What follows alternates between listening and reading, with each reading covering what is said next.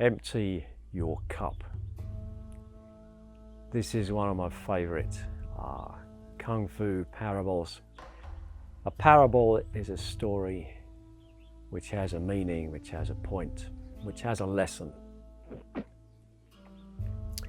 Now this is a story set in the old days of Kung Fu, the golden days in China. And even in the days of my teacher, Master Tan's youth, most people lived in villages without a great transport network. It was quite hard to travel beyond your village. So it wasn't like now, you didn't have a choice of, I'll look up all sorts of Kung Fu clubs on the internet and choose which one I want. You were grateful to find someone who would teach you. So usually you learned with either a family member or the village Kung Fu teacher. And it was only if you were very dedicated and very good that maybe you would progress to a higher level teacher, a real master. And our story is about a young man in China who loves Kung Fu. And actually, he's very good at it.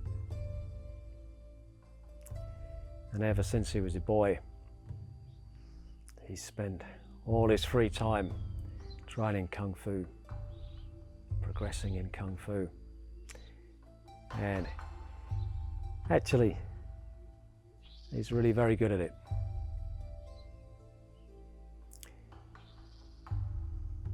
And he comes to an age when his teacher says, look, I've taught you what I know, I've taught you what I can. Now you're no longer a boy, you're turning into a man, and it's time for you to leave the village and travel China until you find a real Kung Fu master, and then ask the master to take you as a student. And the young man, he's very keen, he's very dedicated. So he takes the advice, he gathers together his most important belongings, things he can carry, and sets off towards the big city. And all along the way he's asking, can anybody recommend a Kung Fu master? And he travels for a long time. And he picks up rumours, he talks to people, and a pattern emerges. There's one name, one master that people keep recommending. And gradually he forms the opinion that this is the guy, this is the master. This is who I want to be my teacher. So he travels to find the master's house.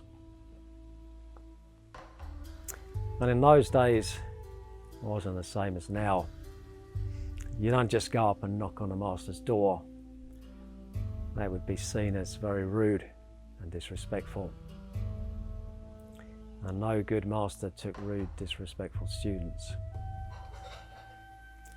Instead, what the student had to do was wait outside the door of the master's house in the hopes that the master would speak with them. And this used to happen a lot, and you could be there for quite a while. You could be there for a week sitting outside somebody's house. Well, this is just what he does.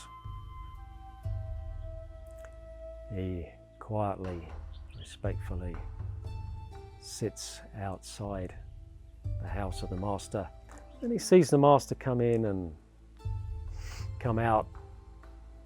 He sees the master has noticed him, but he has to continue waiting patiently until, after a while the master says, "Young man, I noticed that you've been sitting outside of my door. Perhaps you'd like to tell me what's going on." He says, Master, I've heard that you're the best,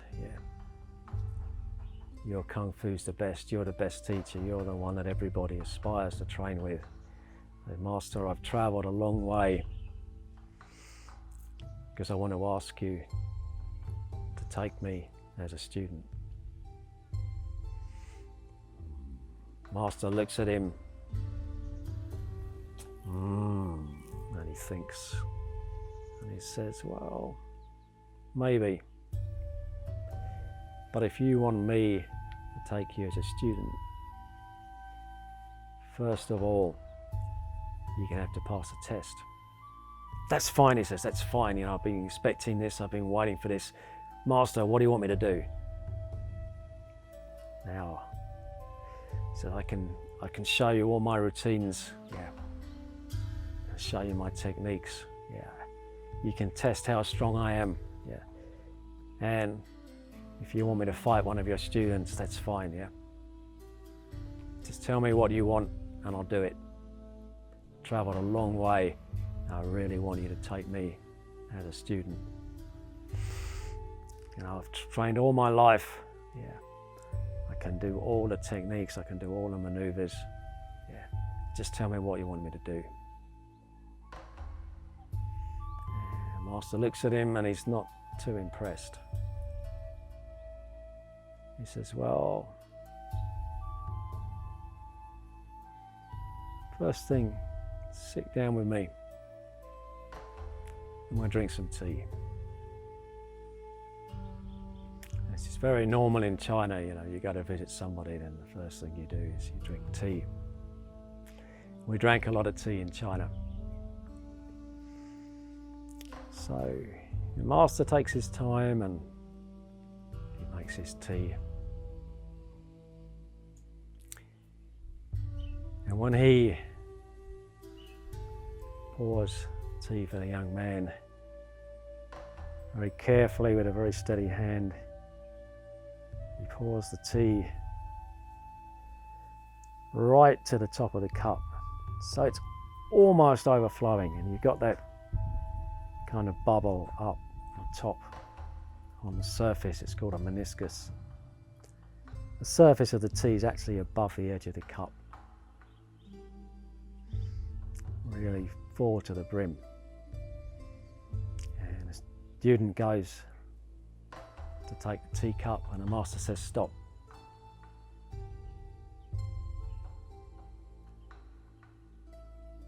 And hands him the teapot. And he says, what I want you to do is empty the rest of the tea into that cup, but don't spill one drop. And if you can pour more tea into that cup, I'll take you as a student. And if you can't, you're leaving. And a young guy, he's absolutely devastated. He expected that he was going to have to show his kung fu, show how good he was, show how strong he was, show how fast he was. And he's got this stupid task, pouring tea into a cup that's already full. And he really wants to train. When he really wants to learn from this teacher, well, what can he do? So he sits there and he thinks about it. There's got to be a trick here. There's got to be something I'm missing. There's got to be a way of doing this. He thinks hard, he thinks for a long time. But in the end, he has to look the master in the eye and he says, Master, I don't know what to say. I'm truly sorry. But I failed the test. Because I can't see any way at all to pour more tea into that cup without spilling it.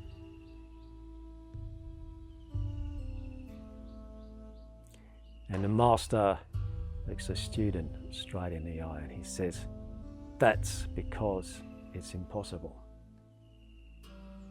You can't pour more tea into that cup because it's already full. And he says, that cup is you.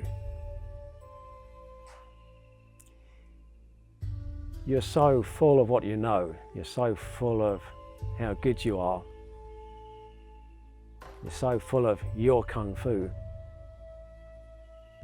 And there's no point in me trying to put any more into you. Because I got about as much chance as you have of pouring more tea into that cup. So, take your bag and leave. But if you can come back having emptied your cup, you can come back as an empty cup, as a blank sheet. You can come back with the humility to start again from the beginning. Then I'll take you as a student.